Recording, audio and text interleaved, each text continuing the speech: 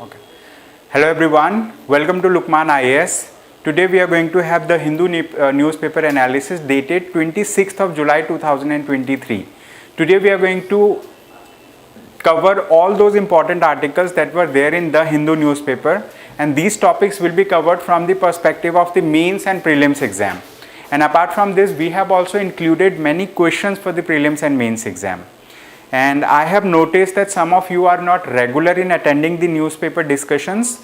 It is very important that you be regular in attending the discussion, because regularity will bring a sense of completeness, because many articles come and thereafter subsequent articles come that cover different dimensions of the same topic. So it is important that you keep on attending the discussion regularly, so that you understand every topic in a holistic manner. So with this, let us start the discussion for today. Okay, so these are the topics that we have listed for discussion today. Okay, these are the list of topics. Apart from this, the relevance of these topics are mentioned over here, and also page number according to the Delhi edition of the Hindu newspaper, right? So in all, we have covered 12 articles for today. Okay, so we are going to discuss all these articles one by one. So the first topic, it says moving away from the take-make-dispose model. Okay, it says moving away from take-make-dispose model. So this particular topic is very important for GS paper 3, okay, under Indian economy section, and also it is important under environment and ecology section.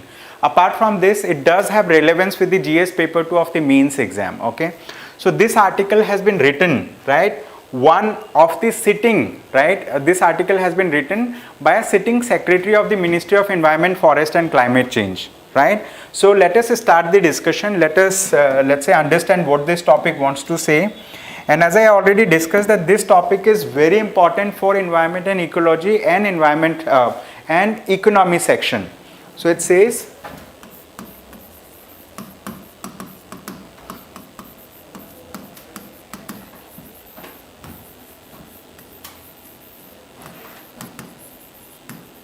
moving away from take-make-dispose model.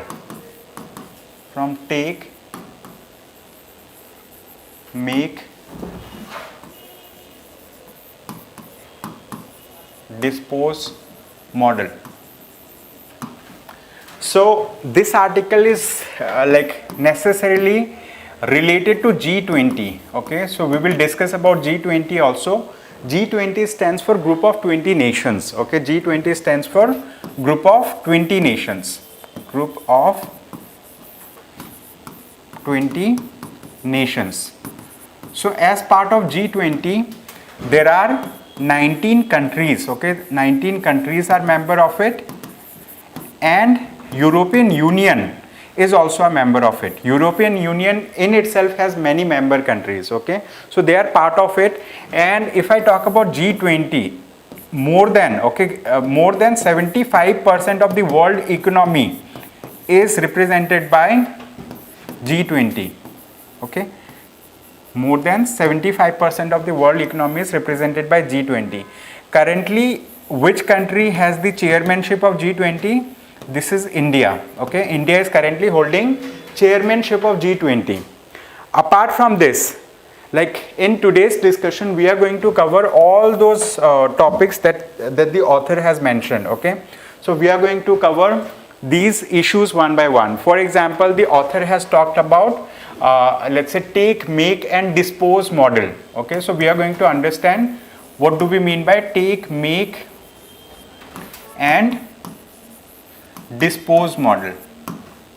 So generally for economic activities, if we talk about industries, many industries are there in Indian economy, and also across the world, most of the countries are prospering because industries are flourishing in them. So in India also we have multiple industries like manufacturing industries that are working robustly. But the thing is, these industries, what they do, they take the raw material. Okay, they take the raw material and they use the raw material to make, they use the raw material to make some finished products, okay, to make finished products. And after making, what they do, they sell it, okay, they sell it into the market, which is like, dispose of, means like the companies sell it, and after then the users use it, and they, what they do, they dispose of, okay. So this is like, use and throw type thing. So what does these steps showcase? These steps showcase that raw materials are used, they are used for making some goods, and these goods are, let's say, disposed of. So the thing is like here, this does not include, right, recycling concept of recycling, okay, this does not include the concept of recycling. However, there is a model in economy which is known as circular economy, okay. So we are going to discuss about that model also. There is a model, and that model is known as circular economy. Circular economy. So what do we mean by circular economy? Circular economy is a concept wherein, let's say, like, we take some input as raw material. These raw materials are processed, okay, they are processed to make some goods, and these goods are used, okay, they are used for, like, by the consumers, and then these goods are recycled, okay, these goods are recycled also. And after recycling, again the recycled material is taken as an input. So this becomes part of, let's say, circular economy. Here what happens, the waste product is also used again. So it leads to extended life cycle, okay, it leads to extended life cycle for the products, okay. So extended life cycle of the raw materials happen, and at the same time the cost of production also goes down, and also the price of goods and services also goes down in the economy. So the government of India has promoted the concept of circular economy in the recent G20 meetings, okay, in G20 forums. What we have done, we have promoted the concept of circular economy in recent, let's say, like, G20 meetings. So this is one very important concept. Apart from this, the author says that, like, we need to move from take, make and dispose model, right? We need to move from here, and we need to move to a new model, which is like, that new model is known as, like, circular economy and resource efficiency, okay. We want to move towards resource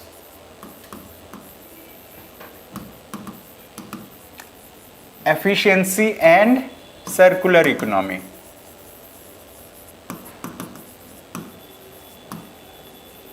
How we can have resource efficiency? When we are introducing the concept, when we introduce the concepts, like, for example, recycling, okay, when we use the concept of recycling, when we use the concept of refurbishing, okay, refurbishing, and also when we have something known as EPR.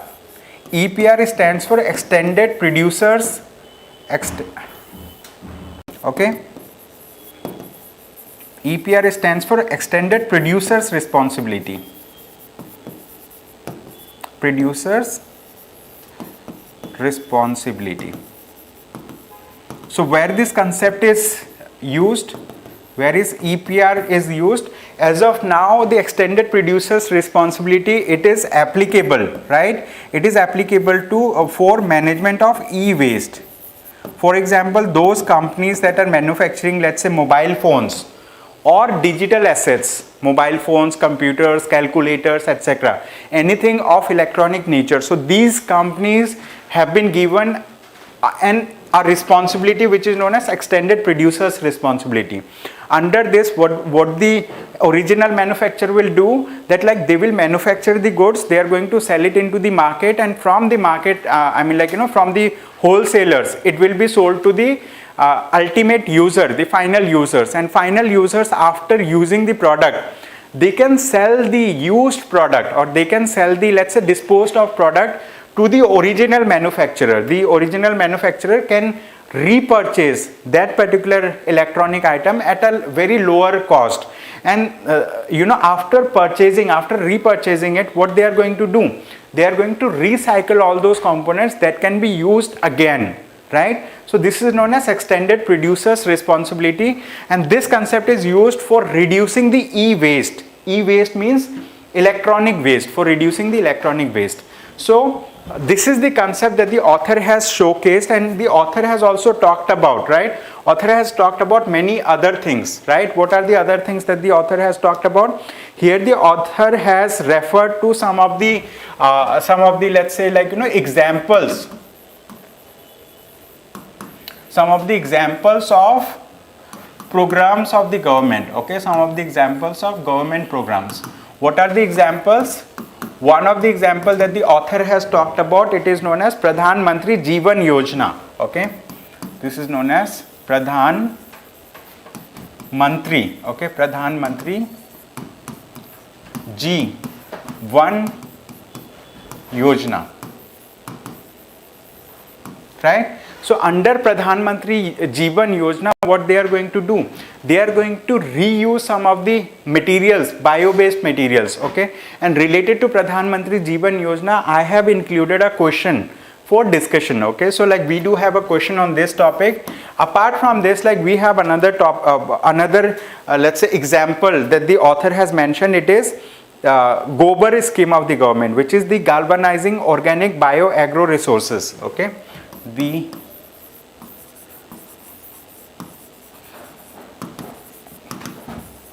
galvanizing organic bio agro resources. In short, it is known as Gobar. So through this scheme, the government of India wants to promote all those activities that are reusing the organic material. For example, that includes cow dung as well, right? So this is a very, very important scheme of the present government. Apart from this, they do have another scheme which is known as, in short, Satat scheme, okay? The Satat scheme stands for the sustainable alternative towards the sustainable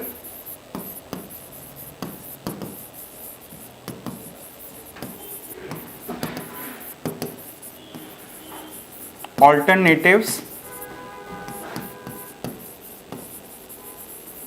towards the sustainable alternative towards affordable transportation.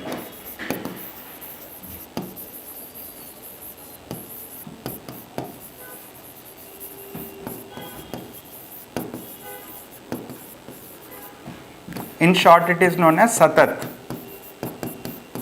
scheme.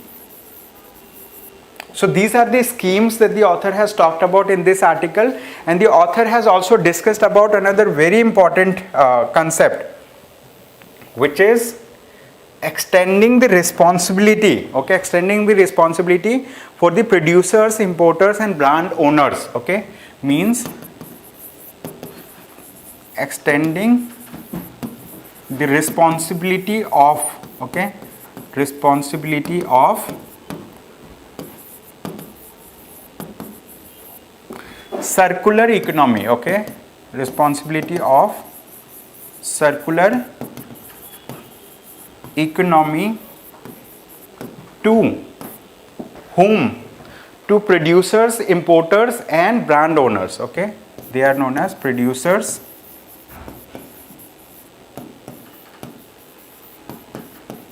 importers and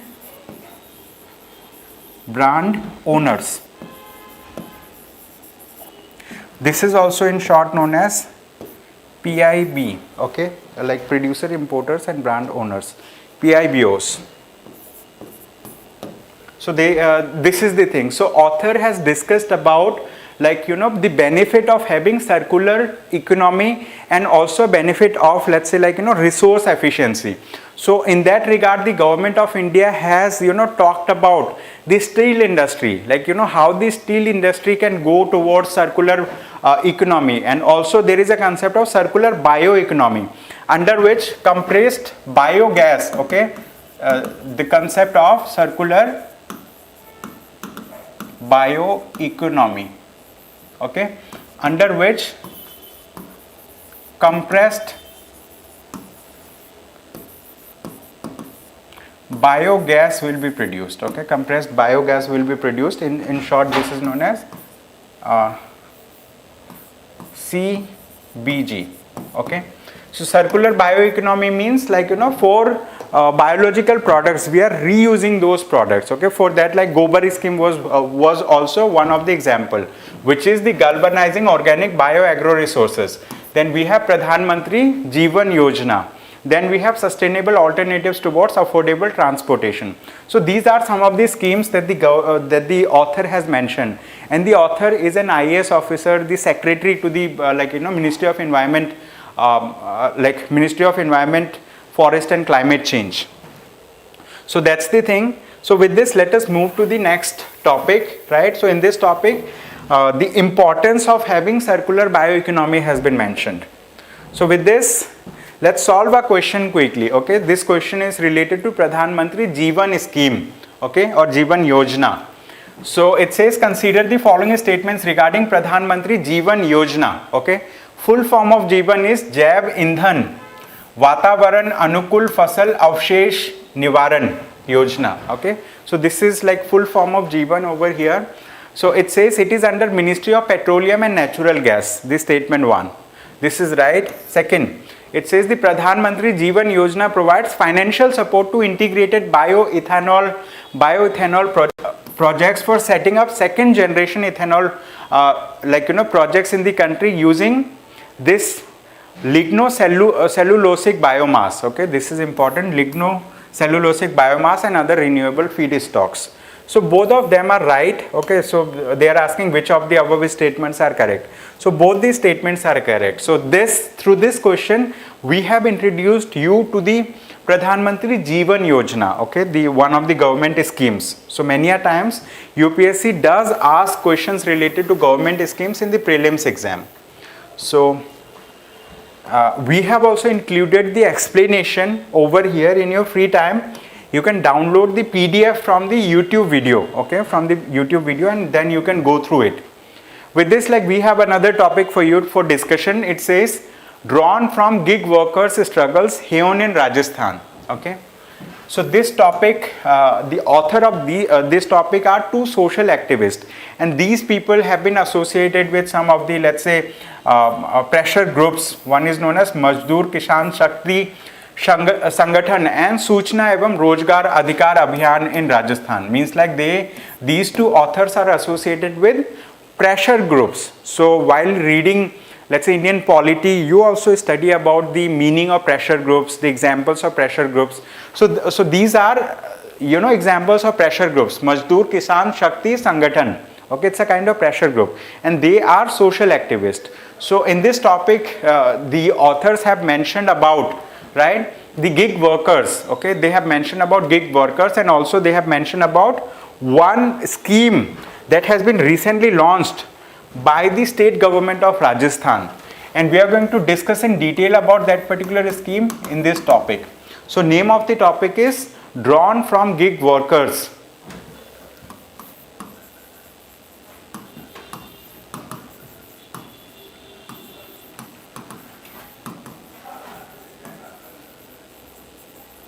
Drawn from gig workers' struggles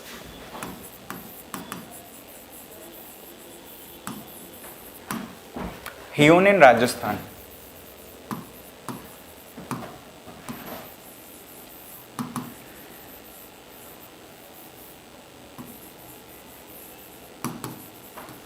Right?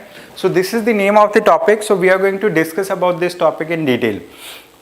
So here the author has discussed about an act that has been recently passed in the state of Rajasthan, okay. So the act that was passed, the name of this act is the Rajasthan Platform Based Gig Workers. I'm going to write it because you need to remember the name of the act also. The Rajasthan Platform Based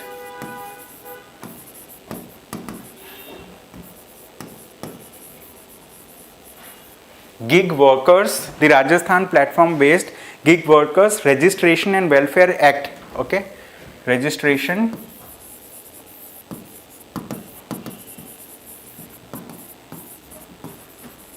and welfare act. Okay, welfare act 2023. So this act has been passed recently in the state of Rajasthan. And why this particular act is important? This act is important for many reasons. Because Rajasthan is the first state in India. It is the first state in India to have such an act that covers social security, that gives social security benefit. Okay, benefits to gig workers. Okay, social security benefits to gig workers. Rajasthan has become the first state in the country to have this. So that's why this is a very important legislation. So far no state in the country has done so. Even the central government have not done so. Okay, so the central government initially has come up with a let's say code which is known as social security code. Okay, social security code 2020. But to give effect to this particular social security code, the government of India or central government did not come out with any let's say fruitful let's say implementation thing. But this particular gig workers, I mean it gives benefits to the gig workers. Now we need to understand who are gig workers, who are part of the gig workers. So when we talk about gig workers, we will understand about it, right? Gig workers are those people who are working for some kind of platform, and these include the delivery boys. Okay, these include delivery boys. For example, those people who are working with Swiggy or Zomato, etc. So they are part of gig workers. And also the cab drivers. Okay, cab drivers who are associated with companies like Ola or Uber, right? They are part of gig workers. Similarly, there can be many different types of, let's say, like gig workers. So basically what gig workers are doing in this particular economy, what is there, right? Let us understand about this gig economy, right? Now let us understand about the term gig economy. In gig economy, there are multiple players who are there, right? On one side, there are, let's say, like businesses. Okay, businesses means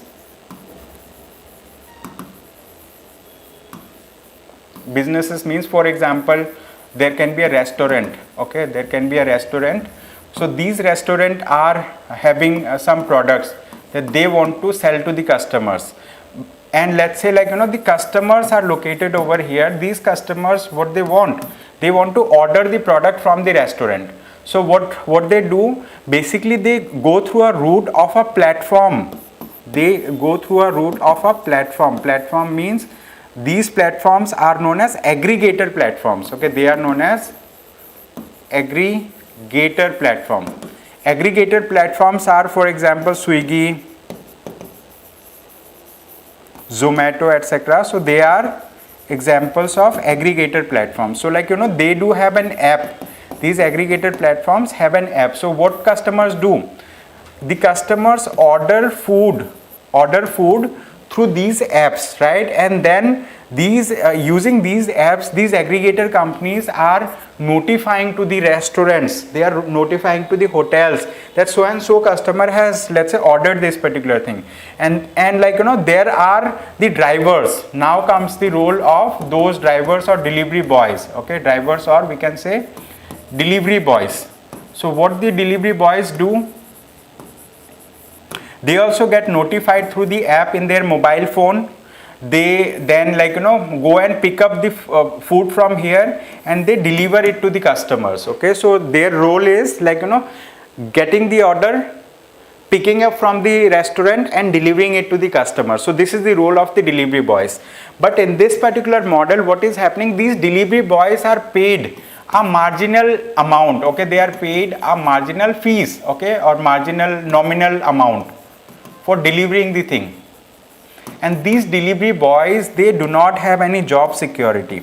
Okay, job security, they do not have job security, they do not get any kind of employment benefits, they do not have any social let's say like security, social security, in the sense they do not have any insurance facilities, they do not have any PF and all. So the thing is like here the delivery boys are the main part who are working in the gig economy. Okay, the companies or platforms, right, these companies like Swiggy or Zomato, they are making huge profit out of this particular business. However, the delivery boys are only, let's say like picking the thing, using their own vehicle, and they are delivering to the customers. They are paid a nominal amount, let's say 20 rupees, 30 rupees, 40 rupees for delivering to a certain distance, and like they also have the fuel cost, the petrol cost and all. So these people are not able to make money, and they do not have any social security. If in case, let's say like these, their health goes down, so they will not be able to do the work, and they are not going to be paid also. Okay, so here in this article the author has said that like this particular thing did not like come for the first time. This has been in existence, and like the author has given example of something which is known as the Hamad model. Okay, so we are going to discuss about what do we mean by Hamad model. So there was a time, right, long back, around let's say 60 years back. Okay, so 60 years back there was a time that like many people in the state of Maharashtra, okay, many people in the state of Maharashtra, what they were doing, they were, let's say like like you might be knowing, there were big packets, okay, big packets of food items or other things. So they were like acting as coolie. Okay, coolie matlab like चीजों को उठा के, so they were like यहाँ से उठा के वहाँ पे डाल देना, like that. So they were just transporting these things like by picking them on their bags. So so these people were paid very nominal amount. Okay, these people were paid very nominal amount by the merchants. Okay, by the merchants. And these people did not have any rights. Later on, these people came together, and they have let's say like they have established something which is known as Hamad Panchayat. Okay, they have established Hamad Panchayat,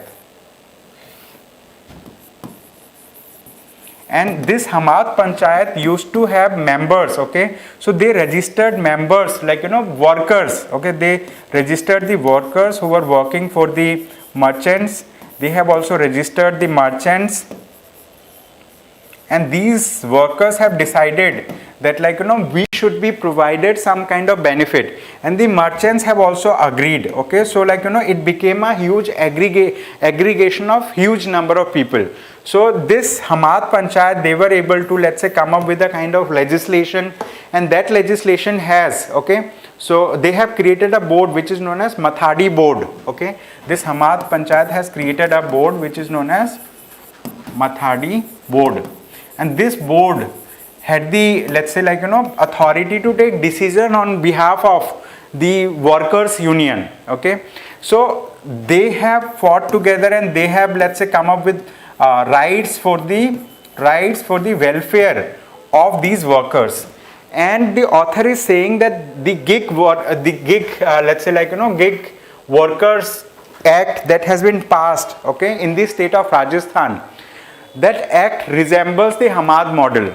And since this act also creates, okay, when we talk about this gig workers act, I'm just in short writing about it. When we talk about gig workers act of the state of Rajasthan, what it does create a board. Okay, it does create a board for the welfare of the gig workers. Okay, for the welfare of the gig workers. Apart from this, it also creates a fund. Okay, it creates a fund, and that fund will receive money from the cess that they levy on each transaction. Okay, each transaction that happens, right, on the platform of the aggregator, right. from that transaction there will be a cess levied, and that cess is 1%, and all this fund will go to that, like, commonly created fund. And this particular act requires this act of the state government of Rajasthan, this act requires that these people, okay, like these people who are working as gig workers and the platform aggregators, all of them register themselves, okay, all of them register themselves with the state government of Rajasthan, so that like everything can be tracked. And since all the transactions are happening through app based model, so the gig workers know how much transaction has happened, and also the platform owners, okay, so platform owners also have the rights, to see the transaction. And if in case one of the platform owner or these companies, aggregator companies, are not following the norm, there is a provision of, let's say, like, imposing fine or penalty. And this fine and penalty can be imposed against the platform. It can be imposed against the primary employer also. That primary employer related concept arises in cases of, let's say, Ola or Uber cab driver. So what happens, let's say, like, if we talk about a taxi like this, okay, which is, let's say, registered with Ola, or let's say it is registered with Uber. So these companies, okay, the aggregator companies, are Ola or Uber. So what these companies do, they provide a mobile application, okay, and these applications are installed in these, let's say, in the mobiles of drivers. So here the driver who is, let's say, like, operating this particular vehicle, the driver, he is part of the gig economy, he is part of the gig worker. And for this car there can be an owner. In some cases the owner can be the driver himself, in some cases the owner is a separate person, and in that case this driver has to pay regular rent to the owner, okay, and in that case this particular owner will be considered as primary employer, okay, it will be considered as primary employer in this particular model under the Gig Workers Act of the state of Rajasthan, okay. So this particular act that has been brought about, so this gives rights to the drivers, this gives rights to the gig workers over here. And also the author says that, like, the word if I talk about the gig word, this gig word is associated with some kind of musicians.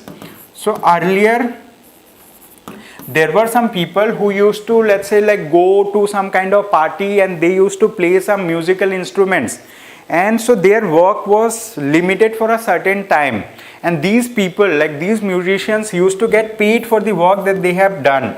It was a kind of temporary assignment, and the author says that that particular concept has been picked up by the corporates, it has been picked up by the corporate world, and they have given the name of gig workers to the people who are doing work for some kind of platforms.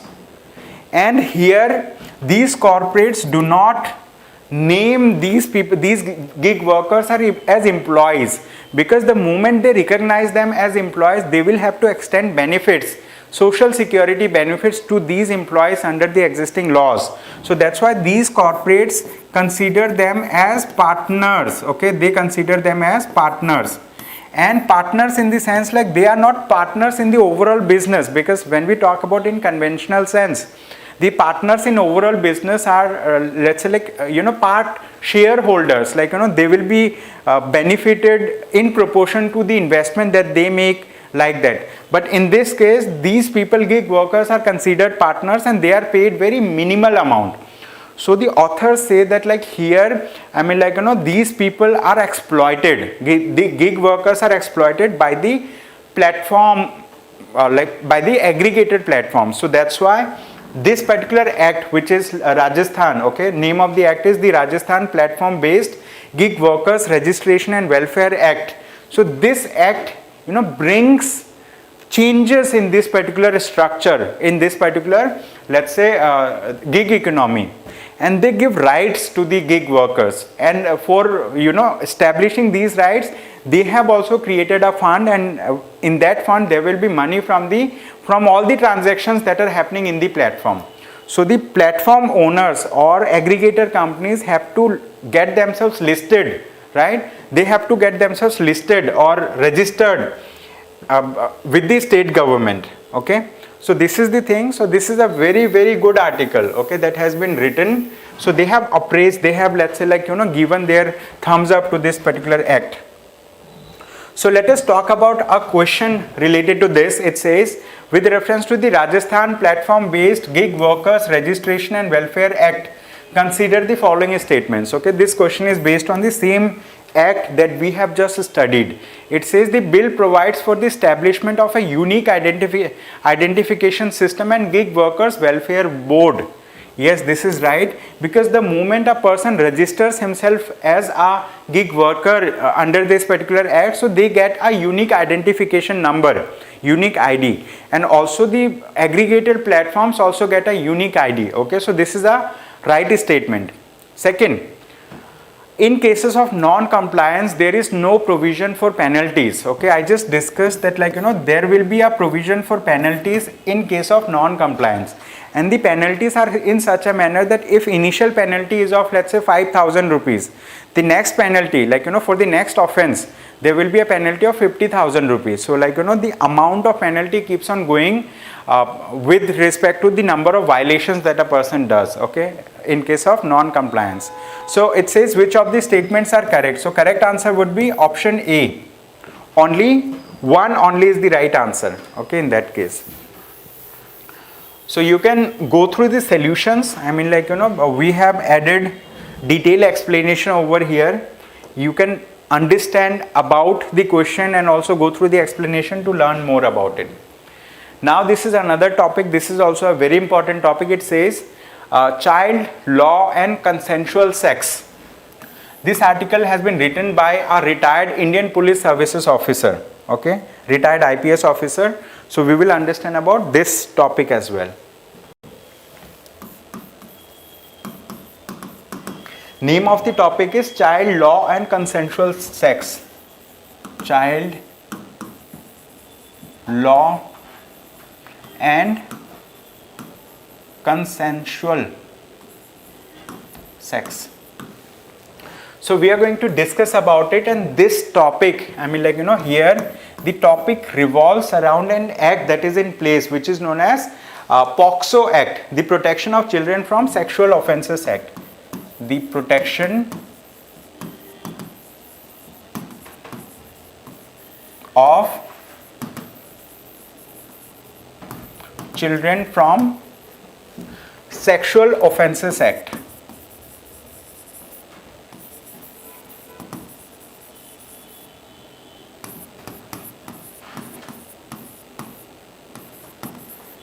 Sexual Offences Act 2012. Okay. So this entire article has been written based on this particular topic, which is the Protection of Children from Sexual Offences Act. And under this particular act, they have defined, okay, they have defined who is a child, okay, who is a child or who is a minor. So any person who is below the age of 18 years, less than 18 years of age, they will be considered as minors or child in this case. And this particular act, POCSO Act, is gender neutral, okay. This act is gender neutral, means the sexual offences can happen to a girl child who is below the age of 18 years, or it can happen to a boy also who is below the age of 18 years. It can happen to any, let's say, like any gender. So this act in itself is gender neutral. This is important for us to remember, okay. So this act defines a person who is below the age of 18 years. That person will be considered as a child under this act.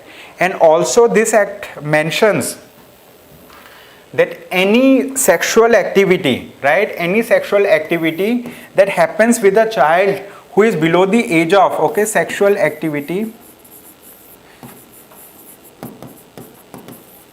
that happens with a child who is less than age of 18 years, that will be considered as an offense, okay, that will be considered as an offense under this particular act, even if that sexual activity is consensual, okay, even if that is consensual.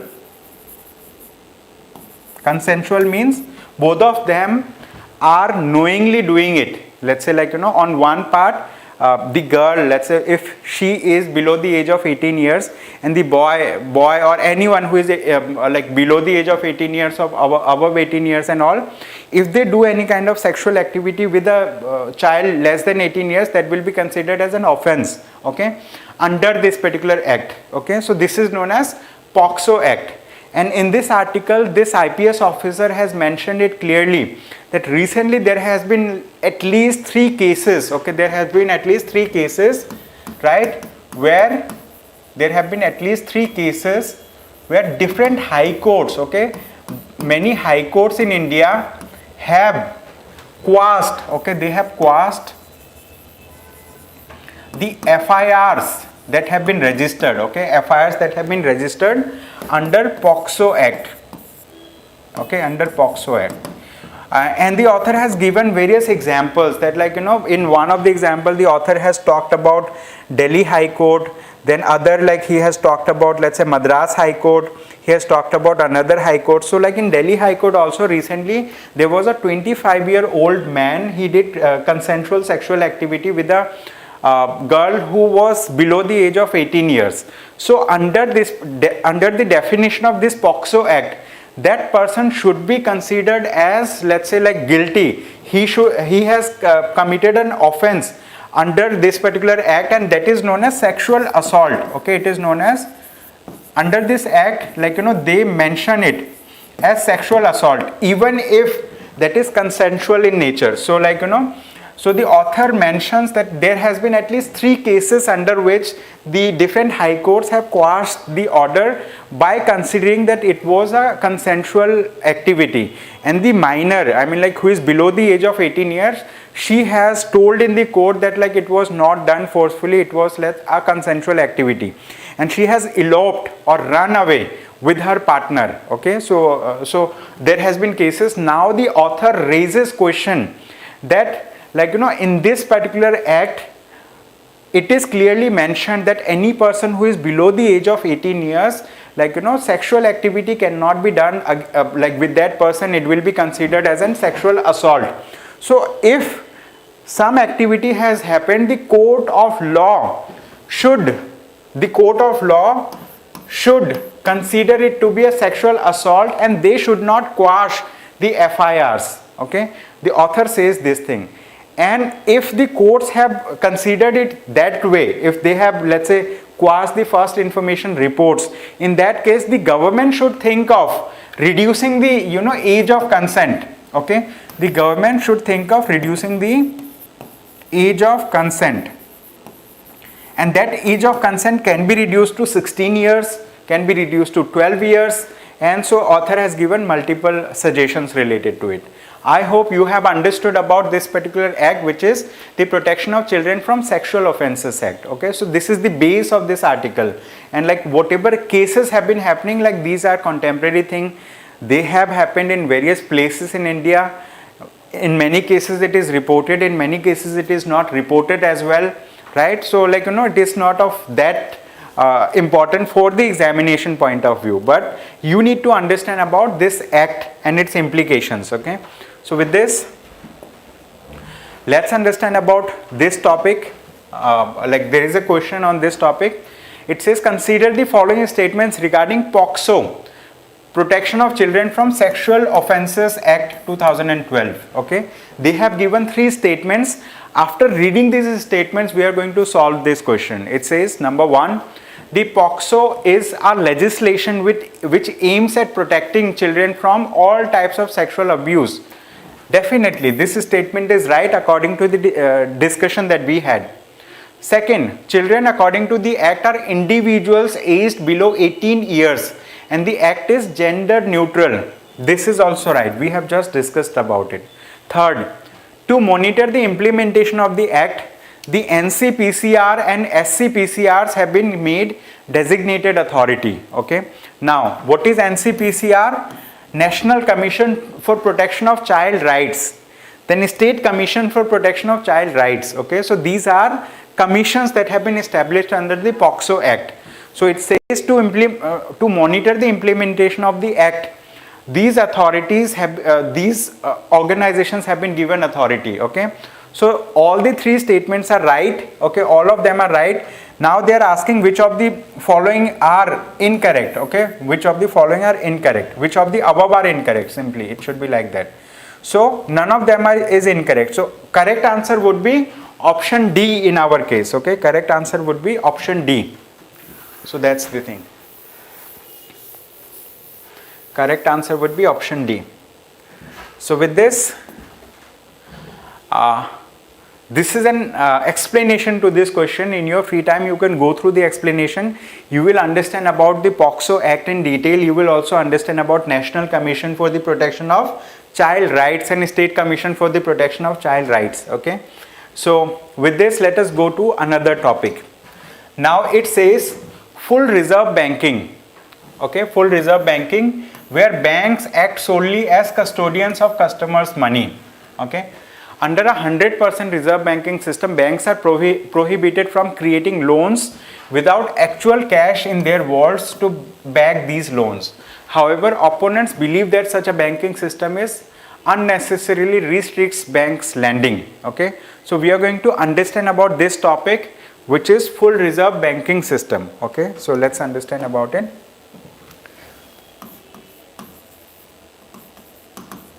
Name of the topic is full reserve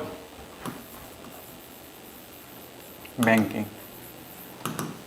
So I am not writing the entire article of the name of the article. In your free time, like you can refer to this article. Okay, you can refer to this article. So article name is full reserve banking, where banks act solely as custodians of customers' money, right? So in this article, we are going to understand some of the concepts. Okay, we are going to understand two concepts basically.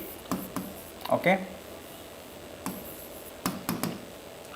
Number one, we are going to understand about what do we mean by full reserve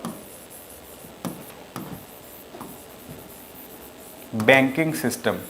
Okay, we are going to understand about full reserve banking system, and then we are going to understand about fractional reserve banking system. Okay, then we are going to understand about fractional reserve banking system. So let's understand about what is full reserve banking system. Under full reserve banking system, let's say on one hand we have banks. Okay, on one hand we have banks, and on the other hand we have customers. Okay, customers of the banks, and these customers are of two types. One type is those people who are depositors. Okay, those people who deposit their money, and on the other hand there are those people who take loans. Okay, who take loans. Okay, who take loans, right? And if I talk about depositors, the depositors deposit their money in two ways. One of the way is known as demand deposit. Okay, one of the way is known as demand deposit. Other type of deposit is known as time deposit. Okay, other type of deposit is known as time deposit. So under demand deposit, it's like savings account or current account. Let's say if you have a savings account, okay, savings account, or if you have a current account. Okay, if you have a current account, so you instantly go and deposit your money into the bank. Then you may go to the bank anytime to get back your money, to withdraw your money, right? That's savings account and current account. So you have not committed to the bank that I want to keep my money for so and so long. You have just deposited your money with the bank, and the banks have the responsibility of safekeeping of that money. Okay, time deposit means You are depositing your money into the bank, and you are also committing that like for so and so period I am not going to take back my money, in the sense that like let's say like you have deposited some amount in fixed deposit in FDs for a period of 5 years. Okay, let's say like you have deposited something and you have committed that I will keep this money deposited for a period of 5 years. So what happens in case of full reserve banking system, whatever amount that you deposit as part of demand deposit, like in your savings account, current account and all, so this will be kept by the bank as it is. The bank is not going to give that money, okay, give that demand deposit money, okay, give that demand deposit money for any kind of loan. It's not going to give it as loan to the customers. The banks become custodians of your money. You keep the money with the bank, and bank is going to safely keep that money until you come back and take that money from the bank. It is not going to utilize this money for giving loans also to the customers. That is known as full reserve banking system. And in case of let's say like time deposit, you have committed to the bank that say like I want to keep this money in reserve as deposit for 1 year, 2 year, 3 year, 5 year, 25 year, like that. So you have committed to the bank that I want to keep this money here for this period of time, I am not going to take back. So only that money will be used by the bank for giving to the customers as loans, right? And your understanding, so from here, from this demand deposit, they will not be extending loans, okay, they will not be extending loans, but from this thing they will be extending loans to the customers, okay, they will be giving loans. And if they are giving loans to the customers, they are going to charge some interest from them, okay, they are going to charge some interest from the customer, and part of this interest, right, part of this interest will be given back to the depositor by the bank, okay. So part of this interest will be given by to the depositor.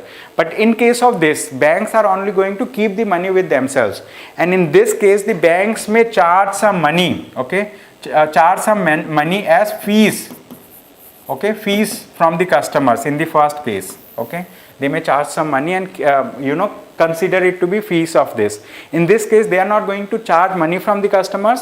Instead they are going to give some interest to the customers, because customers has committed that like we are going to keep the money for so and so long. So this is known as full reserve banking system. Currently, like in India and across the world, many places this full reserve banking system is not being followed. It is not being followed. What is being followed? We are following another method, and this method is known as fractional reserve banking system, okay. The method that we are following is fractional reserve banking system, okay. We are following fractional reserve banking system. So what happens in fractional reserve banking system? Let's say like again we have the same thing. So just a minute.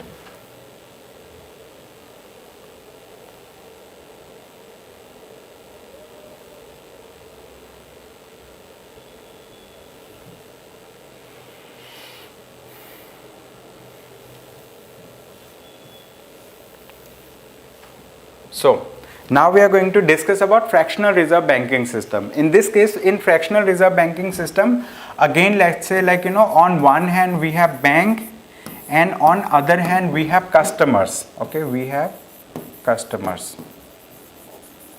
Customers are of two types. Number one are those customers who are depositors, okay, who are depositors. Number two, those customers who take loans and advances from banks, right? So depositors deposit their money into the bank in the form of demand deposits and also in the form of time deposits, okay, in the form of time deposits.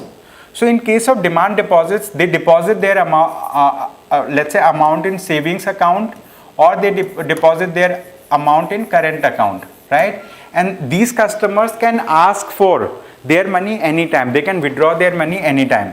In case of time deposit again, and now in the fractional reserve banking system, in case of demand deposit also, the banks give some kind of interest to the customers, okay, they give some kind of interest if that money is kept for some time without disturbing. So they do have a minimum lock-in period kind of thing. I mean, like, so like if for 45 days you are not taking back the money, and after then they will start, let's say, calculating your interest. Okay.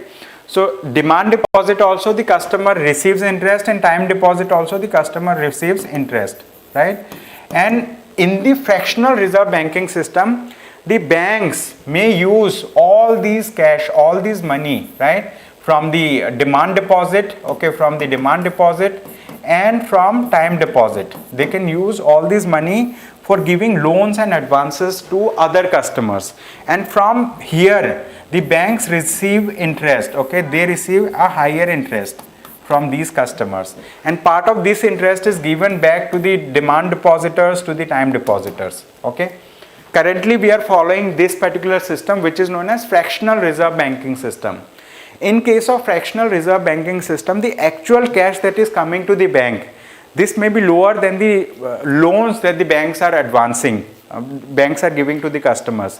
Why? Because banks have electronic accounts nowadays. Okay, banks have electronic accounts. Okay, electronic accounts. So if you want to take a loan from a bank, what you will do?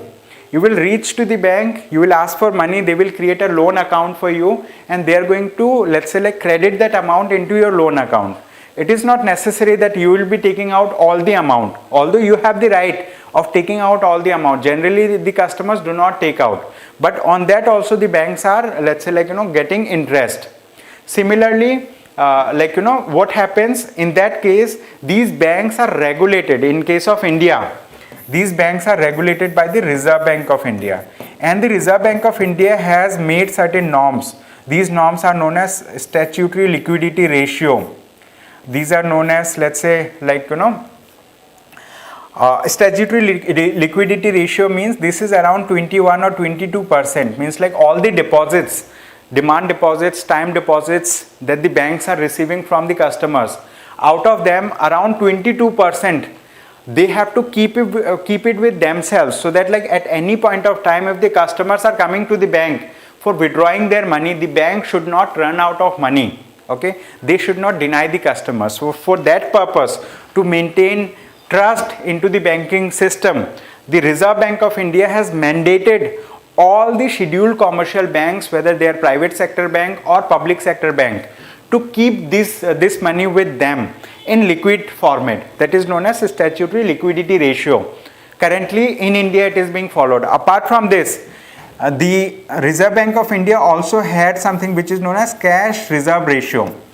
Cash reserve ratio means out of all the deposits that the banks receive from the customers, the banks have to keep 4% of this particular amount with the Reserve Bank of India's deposits. These banks have to deposit 4% of all the deposits that they are receiving from the customers, and these deposits will be kept with the Reserve Bank of India, and these banks are not going to get any interest on that amount, on the cash reserve ratio amount. Okay, that's the thing.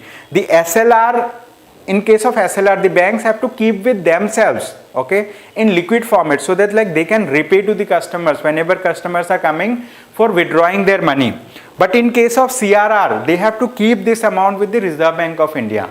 Apart from this, there are various concepts of, let's say, like, interest rates, okay, which is known as bank rate. Okay, there is something called as bank rate, repo rate, reverse repo rate. Okay, repo rate and reverse repo rate. Repo rate. Repo rate means when banks borrow money from the Reserve Bank of India. So Reserve Bank of India is going to charge some interest from the banks, that is known as repo rate. Reverse repo rate means when banks keep their money with the Reserve Bank of India, and in that case also, like, Reserve Bank of India is going to give some kind of interest to the banks, like that. Okay, so that's how the banking system is managed in India and across the world. Presently the fractional reserve banking system is being followed. Okay, this particular thing, full reserve banking system, is not being followed because, like, it is very difficult to follow it, because, like, keeping all the money without, let's say, generating profit out of it is very difficult. And also, like, we do have marginal customers. I mean, like, those customers, huge number of people who have lesser amount to deposit with the bank. Okay, that's the thing. So you can read this topic to understand more about full reserve banking system and fractional reserve banking system. Okay, so this was a good topic related to economy, I would say, right? So with this, let us understand about this question. It says, what is full reserve banking system? How is the present banking system in India different from full reserve banking system? You need to answer this question in about 150 words. I have already explained the entire, answer to this question in my discussion. So in your free time, you can just write answer on this topic.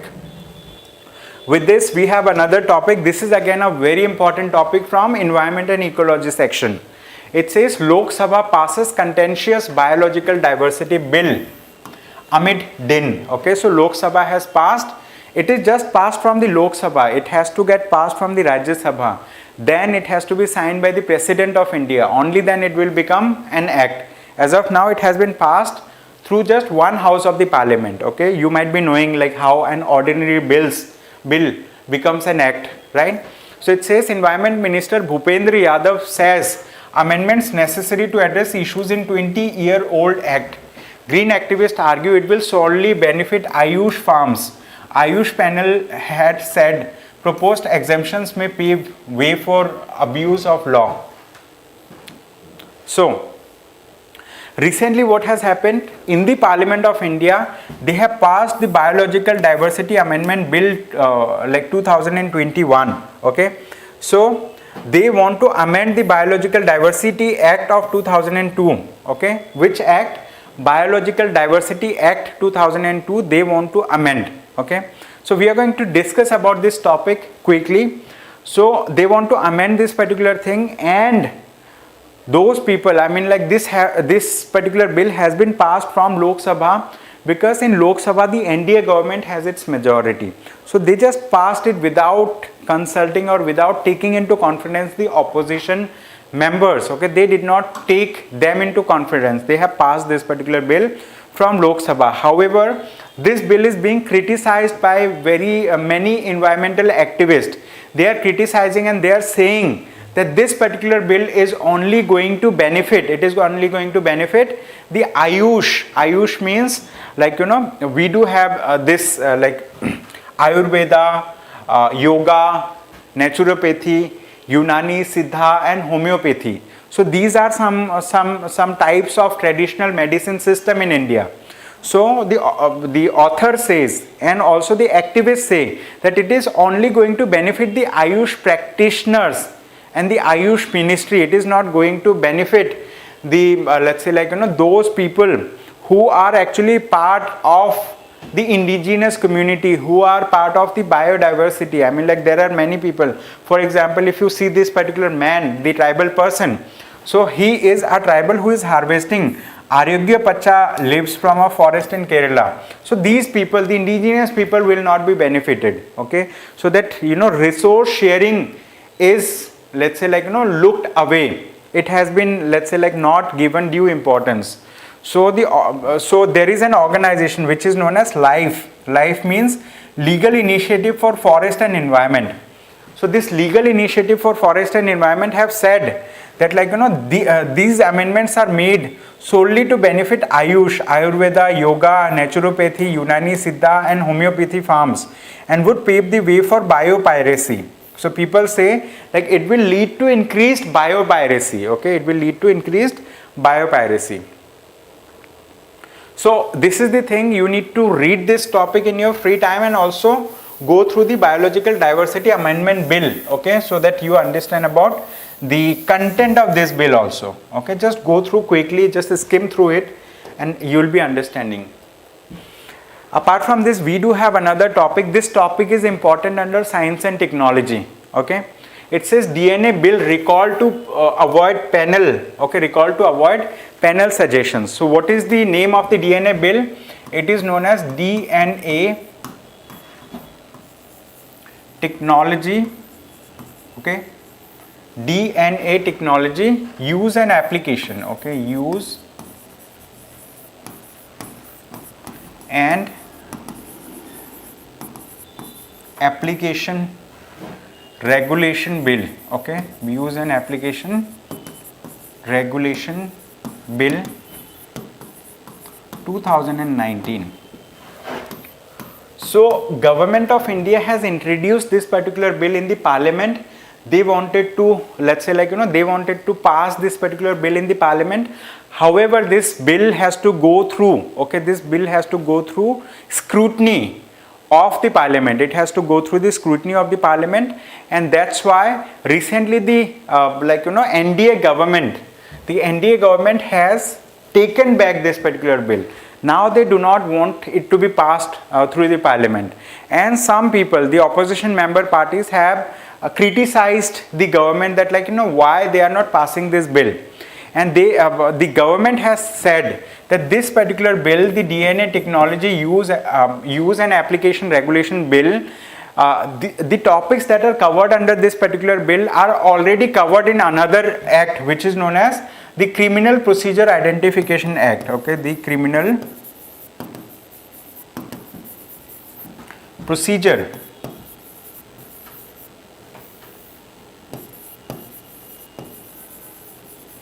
The Criminal Procedure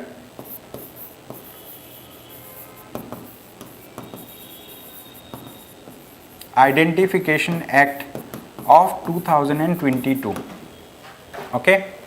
So the central government has said that whatever we want to introduce through this particular bill is already covered under the Criminal Procedure Identification Act. So that's why they have taken it back, because it has to go through a standing committee. It has to go through the standing committee, and it will be recommended. So thank you so much, Ponder with Shrisha. Thank you so much for joining. So let us discuss another topic. So we have covered this particular topic that talks about DNA technology. Use and Application Regulation Bill 2019. Then we have another topic. This topic is again very important. It says 5 crore names out of MGNREGS list in 2022-23, says Minister. 5 crore names. So you might be knowing this Mahatma Gandhi National Rural Employment Guarantee Scheme. This MGNREGS. Let's discuss about this thing. Topic.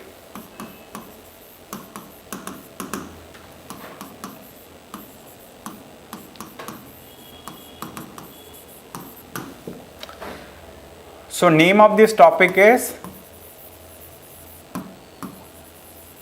Mahatma Gandhi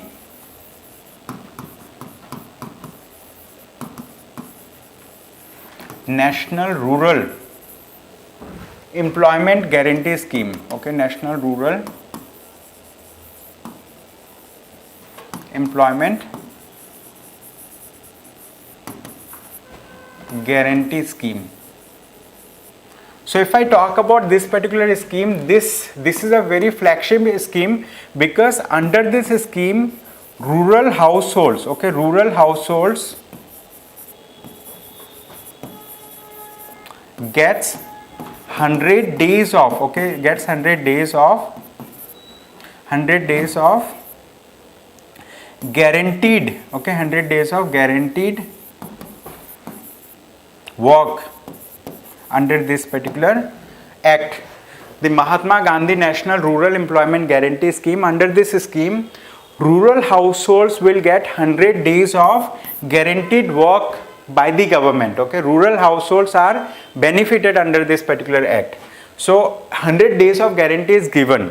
However, recently many state governments have started, what they have started doing, many state governments have started, let's say checking the data of the beneficiaries. They have started checking the data of beneficiaries, and they have started deleting the names of the beneficiaries. Deleting the names of the beneficiaries. Why they have started deleting the names? They have cited many reasons. One of the reason is ghost beneficiary. They said many names have been included over here who are not the genuine beneficiaries. Many names are included, and why they have deleted? So these reasons are, they said they are ghost beneficiaries. Names exist but person do not exist. Second thing that they said, that only sole person name is there like who already died. Okay. Apart from this, they have deleted the names of those people who have duplicate entries. Okay, duplicate entries also. So they have cited some 5 such reasons for deleting the names of beneficiaries. And there are many state governments also, let's say like a state government of West Bengal. Okay, the state government of West Bengal, the UP, Rajasthan, etc. So in this particular state government, the central government did not allocate fund, citing that like the state government has not implemented this particular scheme, Mahatma Gandhi National Rural Employment Guarantee Scheme, properly, and they have had huge amount of ghost beneficiaries. And recently from West Bengal, they have deleted around like more than 5,000%, okay, more than 5,000%'s name in the current year as compared to previous years. Okay, so that's why this topic is important. Here what you need to understand, you need to read about this scheme, the Mahatma Gandhi National Rural Employment Generation Scheme or Guarantee Scheme. And recently the state government of Rajasthan has passed a Minimum Income Guarantee Act. Under that Minimum Income Guarantee Act, they want to provide 125 days of wage employment in a year to all rural households, right? And under that, right, 100 days will be covered under the MGNREGA scheme and 25 days will be covered under some scheme under the chief minister of that state. Apart from this, for urban areas, so they are going to cover 125 days of, okay, they are going to give 125 days of work to all the people who seek job under that particular minimum guarantee scheme, minimum income guarantee scheme. And if a person is not given job, so that person will receive, right, some compensation for it, which is known as unemployment bhatta, okay, kind of allowance, unemployment allowance. And as part of that scheme, there is another provision that like widowed people, old age people, they are going to get pension, and the pension amount is going to start with 1,000 rupees per month, and that pension amount is going to increase by 15% every year. Okay, so that's the part of that scheme. And like in that case also, the state government of Rajasthan has become the first state in India to implement such type of minimum guarantee scheme in India. Okay, so that's the thing. I just shared, let's say like double information in that previous article. So we do have a question on this topic for you. It says, consider the following statements regarding MGNREGA, okay, which is Mahatma Gandhi National Rural Employment Guarantee Act. It says the MGNREGA Act was passed in September 2005. Very factual information, and this is right also. Second, the Act gives legal guarantee of 60 days of wage employment. Here, the 60 days is important for noting. Wage employment in a financial year to adult members of a rural household who demand employment and are willing to do unskilled manual work. It is not 60 days, it is 100 days. Okay, it is 100 days. Third, the government of India has established a fund called National Employment Guarantee Fund, from which grants are released directly to districts. Okay, so we need to see this statement, and let us see the solution first. Okay, let us see the solution first to understand this question. It's option C.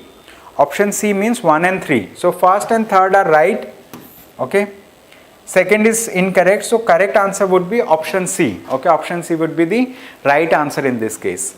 You can pause the screen to go through the solution, and also you can download the PDF from the description of the YouTube video to learn more about this topic. Okay, so we have included the details of Mahatma Gandhi National Rural Employment Guarantee Act. We have discussed about the funding pattern.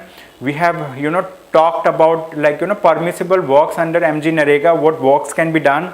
Okay, so MGNREGA scheme is used by the government to create social infrastructure as well as economic infrastructure. What is social infrastructure? For example, creation of roads, creation of wells, creation of schools, right? They are part of social infrastructure. Economic infrastructure means creation of highways, like something that can be used for commercial purposes directly, that is economic infrastructure, creation of roadways, creation of railways, creation of airport. Generally, like MGNREGA people are not used for creation of airport and all, because it is implemented in rural areas for development of the rural India. Again, we have another topic. This is a very important and short topic. I'll be very quick in covering this topic. It says President opens Tribal Arts Gallery at Rashtrapati Bhavan as she finishes a year in office. So presently the President of India is Miss Draupadi Murmu. Okay, she is the President of India and she is a tribal person. She comes from the state of Odisha and she has established an art gallery in Rashtrapati Bhavan itself. And why? Because she has completed 1 year in the office, and this name of the gallery is Janjatiya Darpan. Okay, name of the gallery is Janjatiya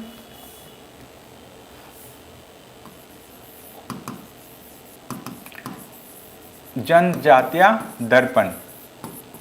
Janjatiya Darpan stands for tribal mirror. Okay, Janjatiya means tribal mirror.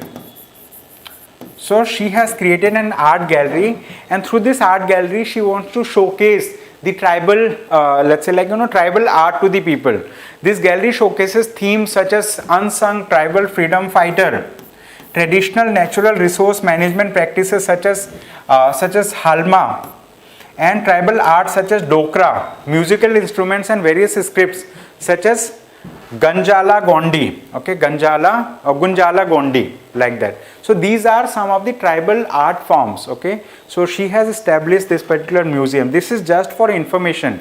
So maybe in future there may be more developments on this, and they can ask questions, right, from this topic. Now again we have another topic quickly. I mean, this is just a quick topic. You might be knowing that earlier the United States of America, the USA was part of UNESCO earlier, but they have stopped funding UNESCO, and United States of America had come out of the UNESCO. But recently the wife of wife of the President of the United States of America, Miss Biden, okay, her name is Jill Biden. President of United States of America is Joe Biden. Her wife is Jill Biden. She is the first lady of USA, and she has recently attended a Paris ceremony. In that ceremony, they have declared that United States of America is going to join UNESCO again. Okay, it is going to enter into the UNESCO. What is UNESCO?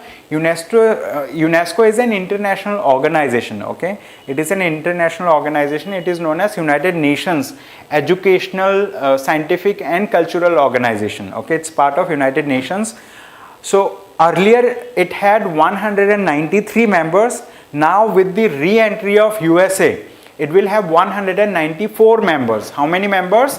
It will have 194 members in the United Nations Educational, Scientific and Cultural Organization. Okay, and this organization does very, good works for the society across the world. Okay, UNESCO does support many educational, scientific and cultural work across the world. This topic is related to Indian economy, and here the IMF stands for International Monetary Fund. And India is a member of the International Monetary Fund. International Monetary Fund, it has supported India in 1991 when we were undergoing economic or financial crisis. That time, it has supported India, and we have done economic, restructuring at that point of time in 1991.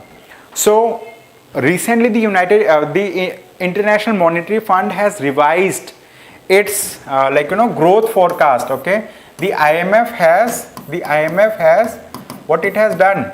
It has revised the growth forecast. Okay, growth forecast for India.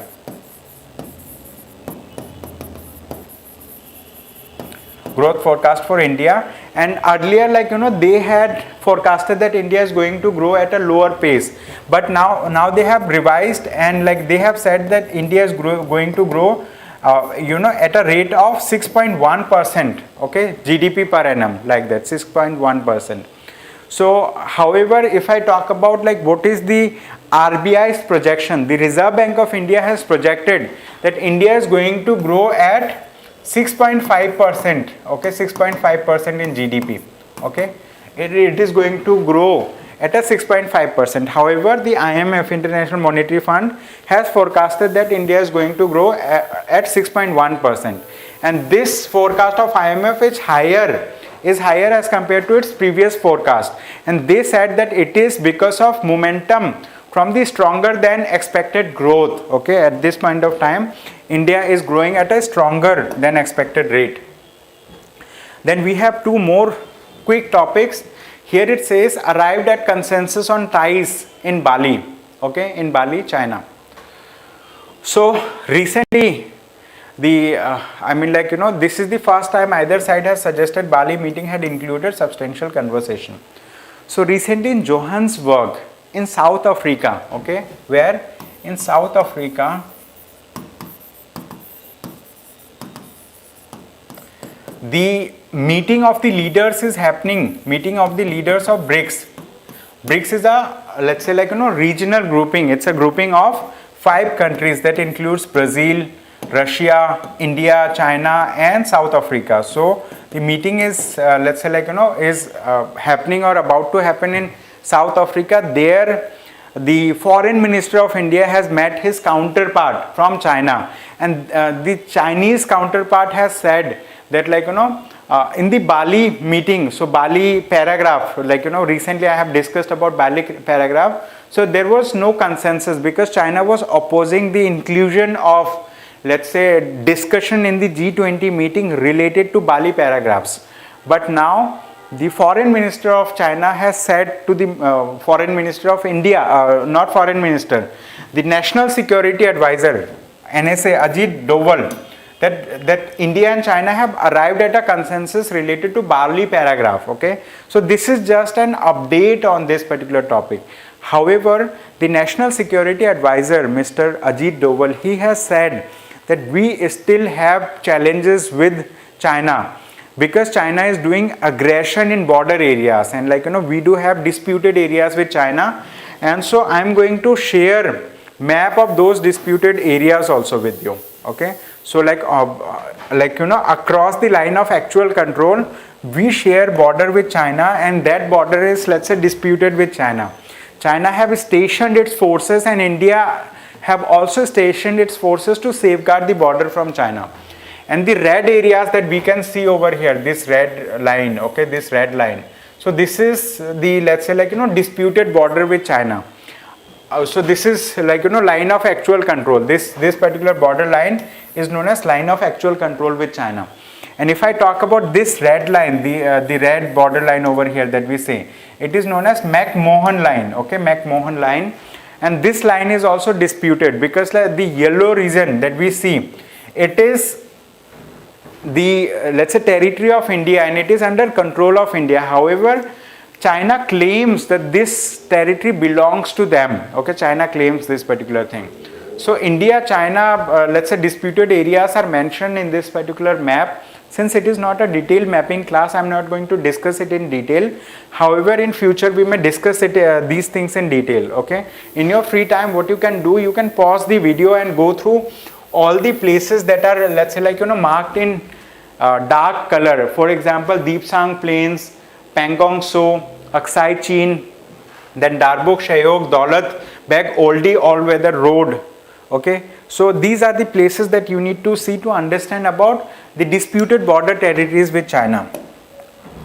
And we have a question for the mains exam for you, right? You need to practice this question. It says, the India-China bilateral relationship is not only important for two countries, but also for the region and the world, okay. In light of this, discuss the bilateral relationship between India and China, okay. So this question is related to bilateral relationship between India and China. So as part of GS paper 2 international relations, you do have a syllabus topic that says India and its neighborhood relation. So it is part of that thing, okay, because China is a neighborhood to India, okay. China is a neighborhood to India. So we have another topic. This is going to be the last topic for the day. It says, welcome happening. Robust institutional mechanism must be in place for human challenge studies. Now in this article they have discussed about something which is like, just give me a minute.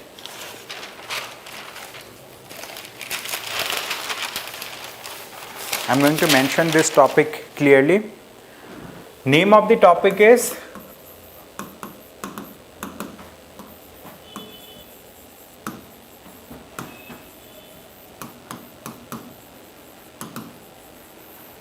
welcome happening. Name of the topic is welcome happening. So here we are going to understand about some of the concepts. One of the concept is controlled human infection studies. Okay, controlled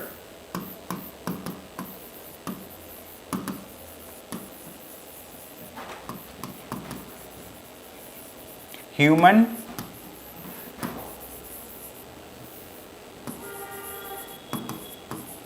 infection studies. CHIS, right? Which is also known as, okay, this is also known as human challenge studies. This is also known as human challenge studies.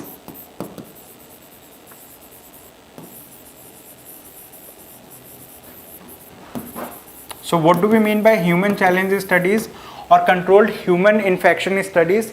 Basically, like, when someone has to, some organization or company have to, let's say, like, do clinical trials, okay, clinical trials of some drugs or some vaccines that needs to be, let's say, released for the market. For example, during COVID-19 time, right, the entire world was facing the threat of, let's say, like, existence because of COVID-19, because huge number of people were getting killed, right, because of coronavirus. That point of time, like, the entire world was thinking of some kind of solution to the problem. People have started developing vaccine, but vaccine development requires a lot of time because it has to pass through different stages of clinical trial. And the last stage of clinical trial is like, doing the trial on human beings, like, injecting the COVID-19 vaccine on human being and seeing the response in the human being, whether, like, it is having some positive response in the person or not.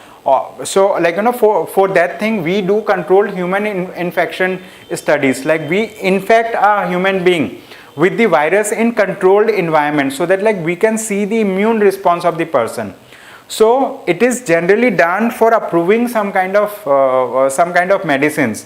So it is done at at or after phase 3 clinical trials. It is done after phase 3 clinical trials. Okay, it is done after phase 3 clinical trials. However, like, Government of India has also approved something for which is known as emergency use authorization, EUA. Means some drugs that has not gone through all the steps, that has not followed all the authorization, all the clinical trial steps properly with proper time, so they can be given emergency use authorization. Means, like, for the emergency purposes it will be used, okay, for that thing. So the author says, like, for having controlled human infection studies, right, India is a welcome place, but, like, for that we need to have robust mechanism. We need to develop, okay, like, we need to develop institutional structures. We need to have, robust institutional structures and mechanism, so that, like, in India also we can do controlled human infection studies properly, because at this point of time we do not have the professionals. Like, there are professionals, but there are lack of professionals, lack of, let's say, like, professional human resources to do the controlled human infection trials. So what is this? This is a kind of doing clinical trials. You might have seen that initially the vaccines are made, drugs are made. After then, like, it is the trial is done on some animal subject, and once it passes through the animal subject, then comes the doing the trial on human beings. So in this article they have discussed about this particular topic itself. Okay, in your free time you can read about it to understand little like more on this topic. So that's all from my side for the day. Thank you so much everyone for attending today's discussion. Thank you.